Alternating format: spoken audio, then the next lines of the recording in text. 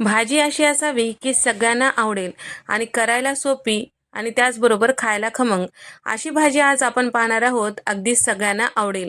तर मटर पनीरची भाजी घरच्या घरी साध्या सोप्या पद्धतीने कसं करायचं ते पाहणार आहोत.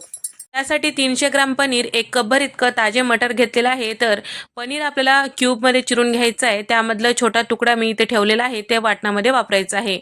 तर मटर इथे मी ताजे घेतलेलं आहे आणि 1 कपभर इतकं घेतलेलं आहे. तर इथे मी 3 मध्यम आकाराची कांदे उभ्या फोडी चिरून घेतलेला आहे, मिक्सरच्या भांड्यात टाकलेला आहे आणि त्याचबरोबर जे पनीर शिल्लक ठेवलेलं होतं ते टाकून घेतलेलं आहे. 2 चमचे मगज बी आणि 7 ते 8 इथे मी काजू टाकून घेतलेला आहे आणि 8 ते 10 लसूण पाकळ्या, 2 इंचाचं आलं यामध्ये टाकून पाणी न टाकता छान असं वाटण तयार करून घ्यायचं आहे. गरज पडली तर 1 ते 2 चमचे पाण्याचा वापर करू शकता. त्यानंतर 2 मध्यम आकाराचे टोमॅटो, ते सुद्धा प्युरी तयार करून घ्यायचे आहे आणि त्याचबरोबर इथे आपण ताजे मटर घेतलेले आहे, त्यासाठी तेलामध्ये छान परतून घेतलं की याचा कच्चेपणा निघून जातो. तर या ठिकाणी 2 चमचे तेलामध्ये हे सगळे मटर छान असं परतून घेतलेलं आहे, 1 मिनिटासाठी थोडंसं मऊ होईपर्यंत. त्यानंतर ताटामध्ये काढून घेऊया आणि कढईमध्ये साधारण 3 चमचे तेल टाकून घेतले आहे. घेतलेलं पनीर थोडंसं आपल्याला परतून घ्यायचं, अगदीच लाल करायचं नाही किंवा कच्चं ठेवायचं नाही. तर या ठिकाणी आता 1 मिनिट परतून घेतल्यानंतर इथे तुम्ही बघू शकता, आता हे जे पनीर आहे थोडंसं थोडंसं कढईला लागत आहे. थोडंसं याला कलर चेंज झालं की ताटामध्ये काढून घ्यायचं आहे. त्यानंतर आता त्याच कढईमध्ये इथे मी साधारण 4 चमचे तेल टाकून घेतलेलं आहे. आता त्याचबरोबर तेल थोडंसं गरम झालं की यामध्ये अर्धा चमचा जिरे टाकून घेतलेला आहे. तर जिरे छान तडतडू द्यायचं आहे. त्यानंतर यामध्ये टाकायचं आहे आपल्याला तर तयार करून घेतलेली व्हाईट ग्रेव्ही यामध्ये टाकून घ्यायचं आहे. 1 मिनिट छान परतून घ्यायचं आहे. त्यानंतर छान परतून घेतलं की आता हे कढईला चिटकत आहे, त्यासाठी थोडंसं पाणी टाकलं की जास्त वेळ आपल्याला परतवता येते. तर या ठिकाणी पाणी सुद्धा यामध्ये छान व्यवस्थित मिक्स करून घेतलेलं आहे आणि त्यानंतर झाकण लावायचं, म्हणजे आता हे सगळं कढईच्या बाहेर येणार नाही आणि गॅसवर ह्याचे शिंतोडे पडणार नाही. तर झाकून ठेवल्यामुळं 1 मिनिट वाफवलं की यामधलं पाण्याचा अंश कमी होतो, तेल साईडला सुटू लागतो. त्यावेळेस यामध्ये 2 दालचिनीचे तुकडे, 2 तमालपत्र यामध्ये टाकून घेतलेले आहे. सोबतच यामध्ये टोमॅटोची प्युरी सुद्धा टाकून घेतलेली आहे. आता ते सुद्धा परतून घ्यायचे. सोबतच पावडर मसाले टाकलं की सगळे एकदाच परतले जातात.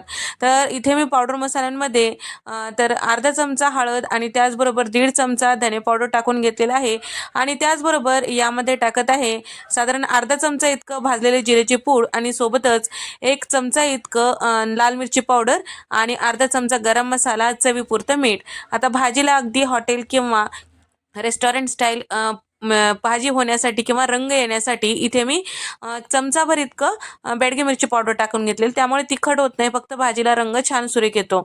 आणि 2 चमचे इतकं कसुरी मेथी चुरून ह्यावर टाकून घेतलेलं आहे, ते सुद्धा मिक्स करून घेऊया. त्यानंतर 1 मोठा चमचा लोणी टाकून घेतलेला आहे. इथे मी फ्रेश असं लोणी वापरलेलं आहे, तुम्ही बटर सुद्धा वापरू शकता, काही हरकत नाही. जे तुमच्याकडे असेल ते तुम्ही वापरू शकता. त्यानंतर यामध्ये परतून घेतलेले मटर आणि पनीर यामध्ये टाकून घेतलेलं आहे, ते सुद्धा छान मिक्स करून घेऊया. तर पाणी टाकायची अजिबात घाई गडबड करायचं नाही. तर इथे पाणी जर टाकलं तर भाजी चवीला एवढं चांगलं होणार नाही, कारण मसाले सगळे व्यवस्थित एकजीव होणार नाहीत आणि आपण लगेचच पाणी टाकतो, त्यामुळे त्याची चव येत नाही. तर पहिलं आपल्याला झाकून ठेवायचं 1 मिनिट. तेल साईडला सुटलं की समजायचं की आपल्या भाजीचे सगळे जिन्नस एकजीव झालेला आहे, छान असं शिजला गेलेला आहे. यामध्ये साधारण 1 ग्लासभर इतकं पाणी गरम करून टाकलेलं आहे. तर यामध्ये जे पाणी टाकत आहात ते गरमच करून टाकायचं, थंड टाकायचं नाही, नाहीतर भाजीची चव बदलते आणि शिजण्यासाठी सुद्धा वेळ लागतो. भरपूर अशी कोथिंबीर टाकून घेतलेली आहे लास्टला आणि सगळं मिक्स करून घेतलेलं आहे. तर छान असं याला शिजू द्यायचं 1 मिनिट. झाकण लावून शिजवलं तरी काही हरकत नाही. 1 मिनिट शिजून घेतलं की तेल साईडला सुटतो परत. त्यावेळेस समजायचं की आपले सगळे जिन्नस, आपण जे पाणी टाकलेलं आहे सगळं एकजीव झालेलं आहे आणि भाजीला छान रंगही येते आणि चव सुद्धा छान येते. तर या ठिकाणी आपण जेव्हा पाणी टाकतो अगदी जास्त टाकायचं नाही. ही जी भाजी आहे थोडीशी लपतपी ताटात ठेवायसारखी असते, जास्त असं पातळ नको. तर या ठिकाणी तुम्ही बघू शकता तेल साईडला सुटलं, याचाच अर्थ आपली भाजी खमंग मस्त चविष्ट बनलेली आहे. तर एकदा अशा पद्धतीने नक्की ट्राय करून पहा, तुम्हालाही नक्की आवडेल. तर व्हिडिओ आवडल्यास व्हिडिओला लाईक करा, शेअर करा आणि सबस्क्राईब करायला विसरू नका. नंतरच्या अशाच मस्त खमंग रेसिपीजमध्ये आपण भेट देऊया. तोपर्यंत नमस्कार.